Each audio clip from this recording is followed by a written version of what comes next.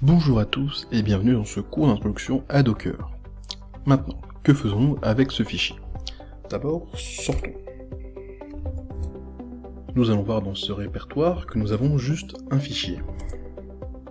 Il est très léger, il n'y a évidemment rien d'autre dans le texte que le texte, mais ce sont les instructions pour construire notre image.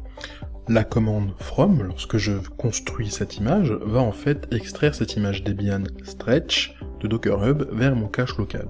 Et ensuite, il va exécuter ligne par ligne chacune de ces strophes à l'intérieur de mon moteur Docker et mettre en cache chacune de ces couches. Tapons Docker image build et nous allons la taguer. -t. Rappelez-vous, c'est le nom que nous allons donner à une image. Étant donné que je vais utiliser cette image uniquement localement, je n'ai pas à utiliser mon nom de compte Docker Hub. Je peux l'appeler comme je veux. Je vais l'appeler custom nginx. Et je vais mettre un point ici, qui dit en gros de construire le Dockerfile dans ce répertoire. Vous verrez au fil des étapes que chaque étape est une ligne du Dockerfile qui s'exécute à l'intérieur de cette image pendant qu'elle le build. Et puis, il y aura un petit hash à la fin qui en été le hash qu'il garde dans le cache du build afin que la prochaine fois que l'on build cette chose, si cette ligne n'a pas changé dans le Dockerfile, elle ne sera pas réexécutée. C'est l'un des éléments magiques de la raison pour laquelle Docker rend le déploiement et la construction de logiciels si rapide.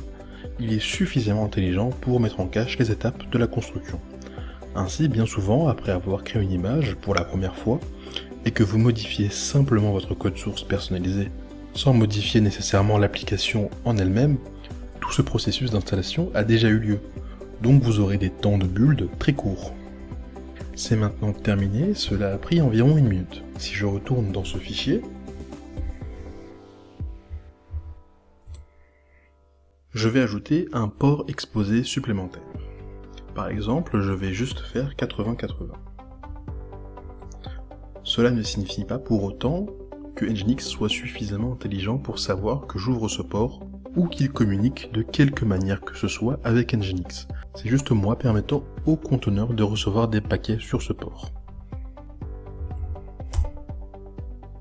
Juste pour être sûr, faisons docker image ls. Nous pouvons voir tout en haut qu'il a automatiquement tagué comme étant latest, parce que nous l'appelons seulement par le nom du repos. En fait, nous ne lui avons pas donné de nom de tag. Alors, reconstruisons-le.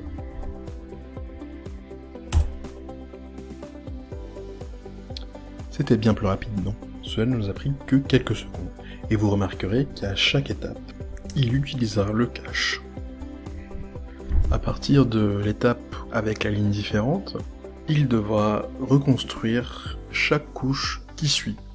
Cela soulève la question de l'ordre de vos lignes dans Dockerfile, car si vous obtenez des choses dans le désordre, par exemple, disons que vous construisez un site web, si vous copiez le code du logiciel que vous créez au tout début du fichier, chaque fois que vous modifiez un fichier source et que vous le reconstruirez, il faudra à nouveau créer l'intégralité du fichier Dockerfile.